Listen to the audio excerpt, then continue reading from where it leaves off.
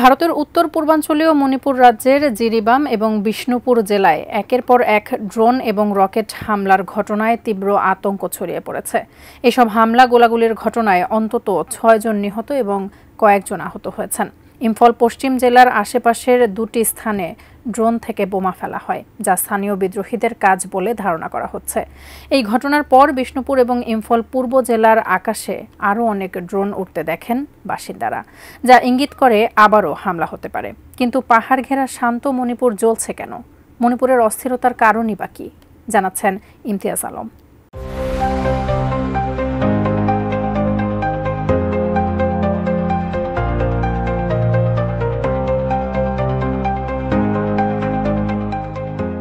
ভারতের উত্তর পূর্বাঞ্চলীয় সেভেন সিস্টার্সের একটি রাজ্য মণিপুর।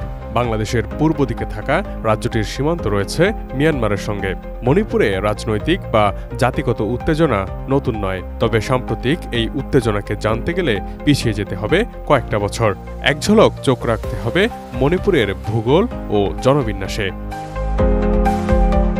সুউচ্চ বনানীতে ঢাকা পাহাড়ে ঘিরে থাকা এই রাজ্যের ঠিক মাঝখানে রয়েছে প্রায় ২০০০ বর্গ কিলোমিটার এলাকা জুড়ে এক উপবৃত্তাকার উপত্যকা। এই রাজ্যে প্রায় ৩৩ লাখ মানুষের বসবাস। এর মধ্যে অর্ধেকের বেশি হল মেইতেই জনগোষ্ঠীর। কুকি ও নাগারা মিলে মোট জনগোষ্ঠীর ৪৩%। আয়তনের দিক থেকে মণিপুর রাজ্যের ১০% উপত্যকাটি। রাজ্যের ১৬টি জেলার মধ্যে ৫টি এই উপত্যকায়, কিন্তু এই উপত্যকাতেই বসবাস করে মোট জনসংখ্যার প্রায় ৬০% মানুষ। এদের বেশিরভাগই মেইতেই জনজাতির মানুষ। মণিপুর প্রায় ৩৪টি ছোট বড় নানা জনগোষ্ঠীর বাসভূমি। মণিপুরীদের মধ্যে এরা প্রায় ৪০%।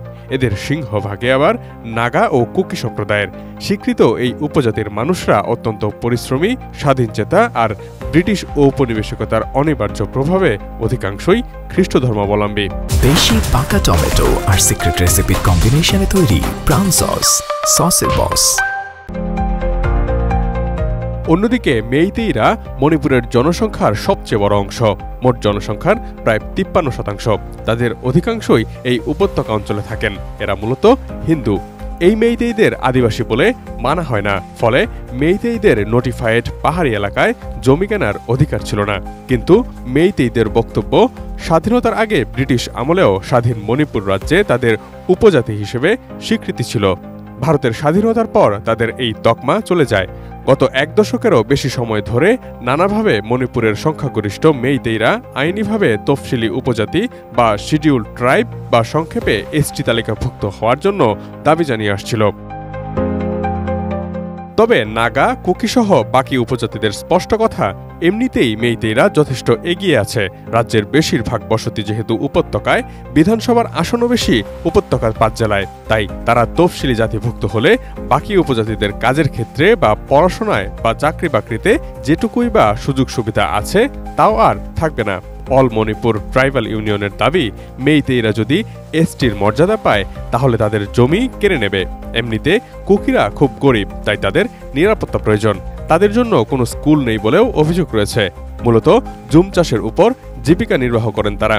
অরণ্য ভূমিও তাদের যাপনের অন্যতম হাতিয়ার।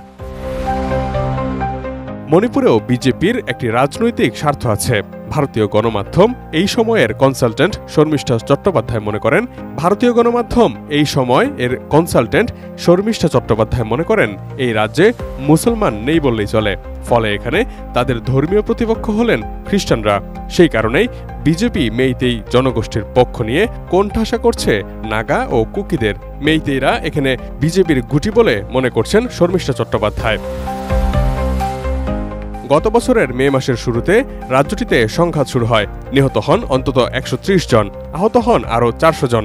রাজ্যের প্রায় ৬০,০০০ মানুষ হয়েছেন বাস্তুহারা। মণিপুরে পুলিশের বিপুল গোলাবারুদও লুট হয়েছিল তখন। কয়েকশো গির্জা এবং ১২টিরও বেশি মন্দির ধ্বংস করা হয়। তছনছ করা হয়েছিল কয়েকটি গ্রাম।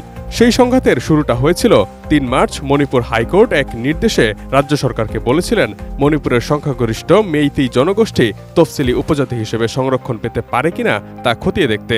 নির্দেশটি প্রকাশ করার পর বিক্ষোভ দেখাতে শুরু করে উপজাতি সম্প্রদায়, যা কয়েকদিনের মধ্যেই সহিংস আন্দোলনে রূপ নেয়। সে সময় ভাইরাল হওয়া একটি ভিডিওতে 2 মেইতেই নারীকে বিবস্ত্র করা একটি পুরনো ভিডিও ঘি ঢালে সেই সাম্প্রদায়িক সংঘাতের আগুনে। বিবিসির বিশ্লেষণ বলছে, স্বাধীন দেশের দাবিতে মেইতেই, কুকি ও নাগা মিলিশিয়ারা দশকের পর দশক একে অপরের বিরুদ্ধে লড়ছে। এই জনগোষ্ঠীদের ধর্ম পৃথক এবং প্রতিটি জাতিগোষ্ঠীর মিলিশিয়াই লড়াই করে আসছেন ভারতীয় নিরাপত্তা বাহিনীর সদস্যদের সঙ্গে। তবে সবশেষ জাতিগত সংঘাত ও উত্তেজনা মূলত মেইতেই ও কুকিদের মধ্যেই, যা পুরনো সংঘাতেরই রেশ মাত্র।